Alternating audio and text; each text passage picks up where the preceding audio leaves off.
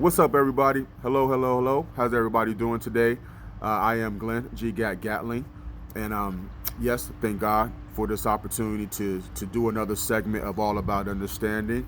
And I thank you all for sharing this opportunity with me. I am definitely grateful and appreciative of being able to sit down and converse with you all and conversate on what we need to do to motivate one another, encourage each other, inspire, and just continue to build that level of happiness and personal satisfaction and contentment, so we can spread this positive energy throughout the world. Okay. One of the things that I'm trying to attempt to do and become more conscious and aware of is using the words converse and conversate. The reason being is I wanted to develop and establish an open line of communication between you and I. And not only you and I, but just start this movement of having these positive and motivating conversations be the norm. Okay. My barber and I were discussing that yesterday about how we need to discuss, have more conversations of motivation, have more conversations of how to I guess become positive human beings, having more conversations of what we need to do in our financial life status, our home, our family. It's okay to talk about sports. I grew up doing that and still love to do that. But as I have grown and matured and my focus kind of shifted somewhere else in my life, to this platform of motivational speaking, I've tried to become more aware and more conscious of the conversations that I'm having and take full advantage of the time that I have with somebody. I'm not talking about I'm just going to walking up to people and drilling, but a simple good morning, or a simple good afternoon, or how are you doing today? You never know, could spark a conversation that leads to motivating that person. So that is what I'm attempting to do here with these open lines of communication. Now, one of the tools that I want to talk about today, because that's something else that I was discussing with one of my brothers this past weekend, is putting more tools out there of what I've done and what I can practice and what I constantly do daily to better myself.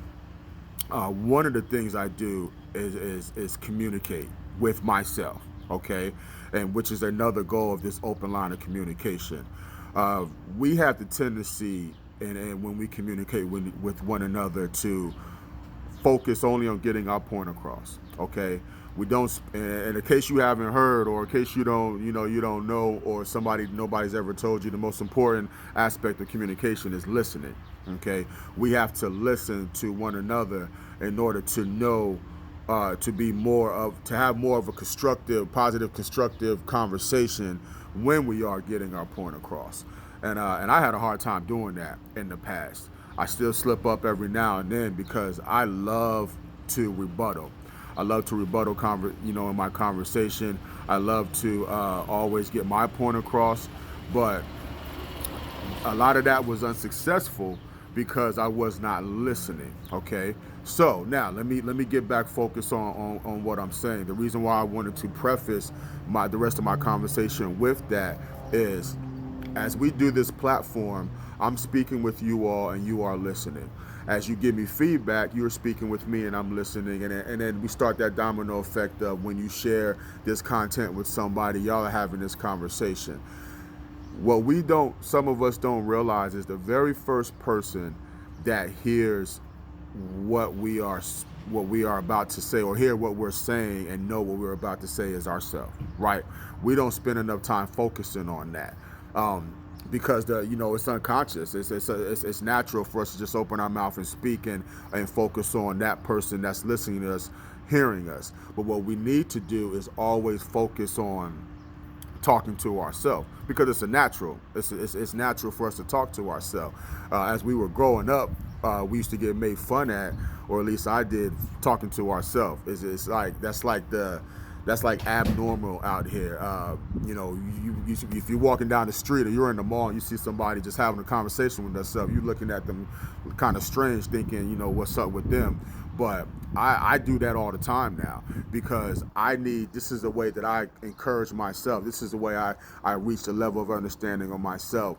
The one thing that I want to do is have these conversations with myself, because there's no better person to motivate me than myself. Okay, so this is another reason why I've been excited to do this type of platform, because every time I'm speaking to you all and giving this advice and giving these tools, I'm repeating it over and over in my mind. I'm repeating it over and over to myself. So bottom line with communicating with yourself is, don't be afraid to do so. We have to communicate with ourselves more than just when the moment speaks for it. And what I mean by that is that, let's say we get a little angry and we're talking ourselves to more of a relaxed state of mind. Let's say we're about to go study for our test and we're talking our anxieties down and we're going over in our head the right answers to the question.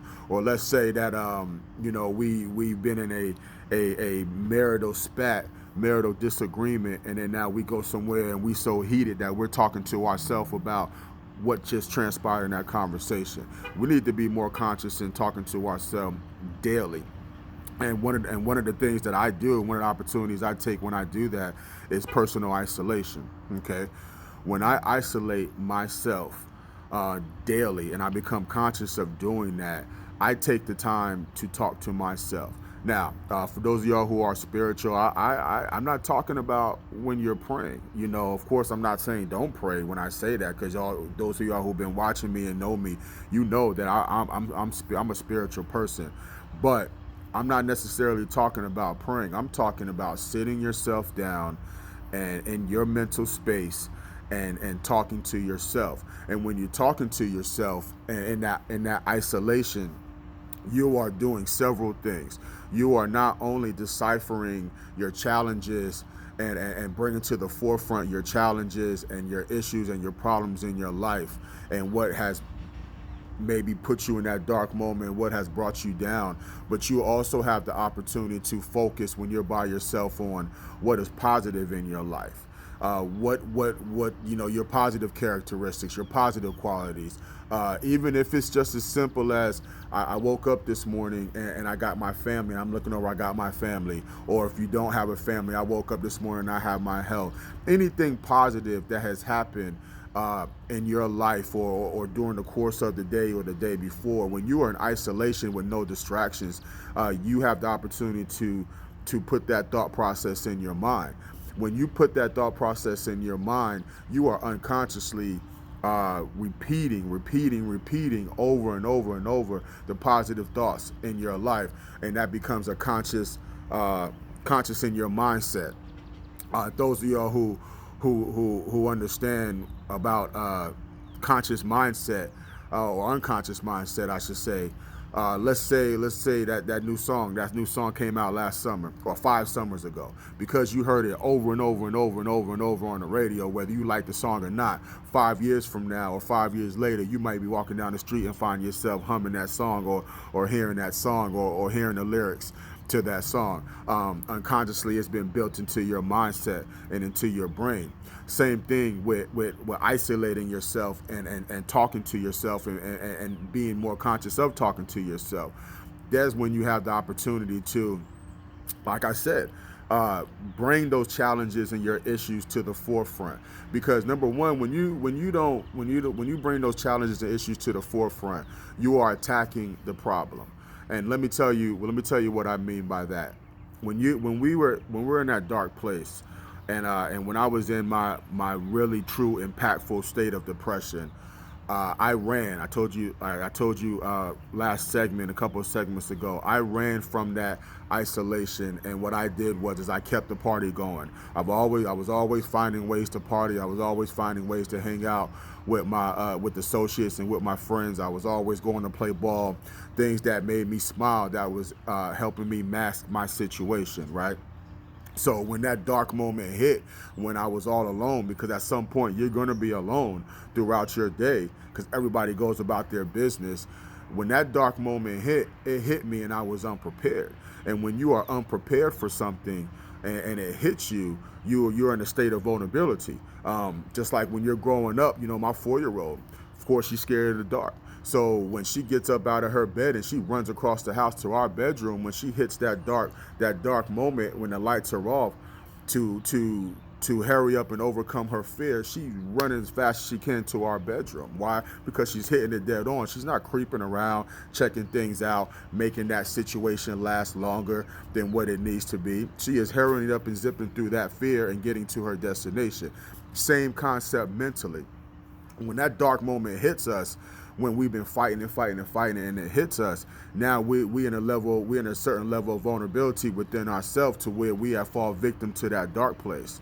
Well, what I have done, and what I have after years of growing and maturing and listening to people give me advice and tackling understanding myself, what I have learned to done is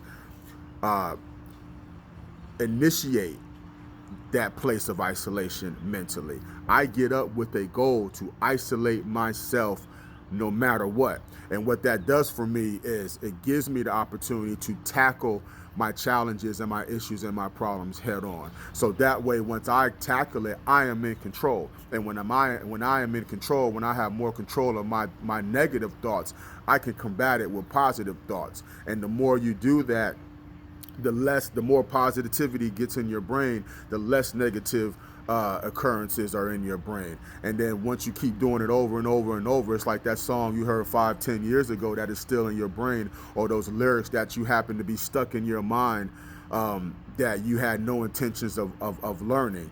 It becomes an unconscious, positive thoughts become an unconscious part of my mindset.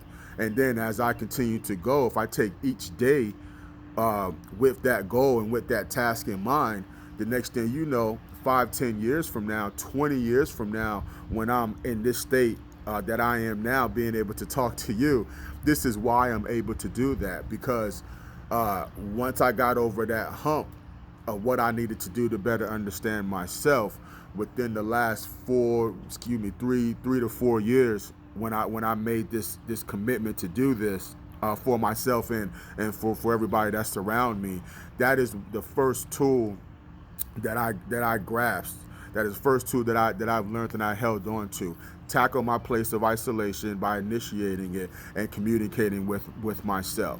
Okay, I'm not scared of walking around talking to myself and what people are thinking, because that is what I do to motivate myself. So, two things: isolation, communication. Okay, isolation, communication. And what that does is it helps you change your behavior. The last thing I'm going to speak on before we get out of here, because those are my two main points, is the addictive personality that I spoke about. First of all, let me clear something up about addictive personality as far as how it pertains to me. The addictive personality, and I use personalities because I wanted to focus on behavior. I'm not necessarily focusing on the addiction part of it. It's the behavioral part of it that I'm focusing on. Because as you know, you can be the substance that you use to cure to battle your addiction, or I should say entice your appetite for addiction. That substance comes and goes. There's a variety of substances that we all as society use. That can be shopping, that can be eating, that can be the most harmful ones that we know, which is drugs, alcohol, sex for some people. Whatever the case is, those substances come and go. It's the behavior that we need to become more focused on tackling and changing, because that, like I said, those substances are going to be out there. Let me give you an example of something that, if I had a better understanding of myself, I would have saw the signs that I had a strong addictive behavior. I cannot eat Lay's potato chips. Okay, sounds crazy, and it's not necessarily the salt in the potato chips, but it is the actual the flavor. Whatever they put in that Lay's potato chips, kind of like what people with Starbucks coffee, whatever they put in there, I cannot have it. Okay, when I buy myself a bag and I sit down and eat it, at least what I used to do, because I don't even buy it anymore, I will sit down and eat the whole bag, knowing that I'm doing it, but knowing that it's harmful for me. Addiction. Okay, That's been with me all my life. That is anything like basketball. There's another thing that I'm addicted, playing basketball. Those are the things that's been with me all my life. One of the most important things when you understand in yourself is you recognize those signs before you hit a spot that is harmful. And because I did not take the time to understand myself, I did not recognize those signs. That is an addictive behavior that I have. It's not the actual substance that was the problem. It is the behavior that I have. Once you identify that you have a behavior, then you can identify that certain substances, shopping, eating, overeating, drugs, alcohol, whatever the case is, will be harmful to you. Okay. The reason why I wanted to stress that and point that out is because I know plenty of people who have a drink. Okay. I know plenty of people who party all the time, all night long, whatever they need to do.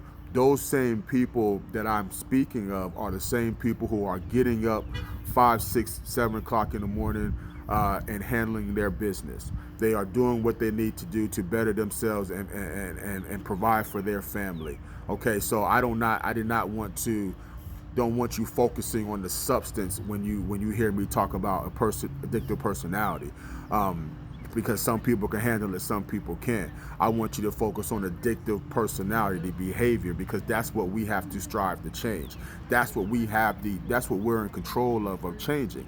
Because like I said, those substances are going to be out there. Now, as I tie it all in, when I'm in my place of isolation, I'm constantly going over the things that my addictive personality. I'm constantly going over the things that are it's crazy because I'm over here and I'm out here at this park at the school, and what you hear in the background might be these ducks, and they're actually communicating and listening to themselves. So that's funny that happened. But anyway, let me get back. Before, just in case you was hearing that, I thought it was funny. It was kind of a coincidence that they're communicating, and I'm talking about communication, right? But it goes to show you that everything that's created on this earth has been created with the same type of mindset, right? We are created to communicate and listen to one another, and as we do so, we're hearing ourselves communicate. So I'm going to get up out of here on that note. 3 things: isolation, tackle it, go get it. Don't run from isolation. Don't let the dark place hit you. If you are in a dark place, you go to that isolation. And I'm not suggesting you stay in that dark place, because our whole goal is to get out of it. But what we need to do is spend time with ourselves in isolation, so we can unconsciously practice and become perfect in and building a level of positive thoughts in our mind and not negative thoughts. Second thing is communication, right? When you communicate, there are 3 goals in mind. You are communicating with one another, and you are listening to one another. But most importantly, the first person that hears what you're saying, the first person that gets the thoughts of what you're about to distribute out to the world is you. Okay, so why not talk to yourself in a positive manner? Why not motivate yourself? Why not encourage yourself? Why not give yourself that same level of positive advice that you are giving out to the world? Okay, and the third thing is that behavior. If you are struggling like I did with an addictive personality, tackle the behavior. Okay, yes, like I said, there are harmful substances out there. Anything that is too much of may be bad for you, unless it's a positive thing, okay? But anything that we associate with the addiction, whether that's shopping and spending all your money, whether that's overeating and becoming unhealthy, whether that be drugs or alcohol, anything that you are considered to be addicted to, yes, I understand it's harmful, but it's the behavior that we need to focus on. It's the behavior that we need to learn and changing. So the isolation, the communication will allow you to understand, you have a better understanding of yourself, and then you can tackle what is bringing you down and keeping you from reaching that level of happiness. Okay. No, I was long-winded today, but sometimes I feel like it's necessary, because I have a lot of important information to get out, and I can never spend too little time trying to motivate and give out positive energy. So I thank y'all for being patient. I thank y'all for listening. I hope y'all got something good out of it. I know I did, as I listened to myself speak to you all. Until the next time, y'all be safe. I know it's Thursday. that I'm doing this, and it may be the weekend by the time you view it. So please have a good weekend. Enjoy your family. Understanding yourself is all about understanding. I'm out of here. Appreciate it. Be safe and much love. Thank you.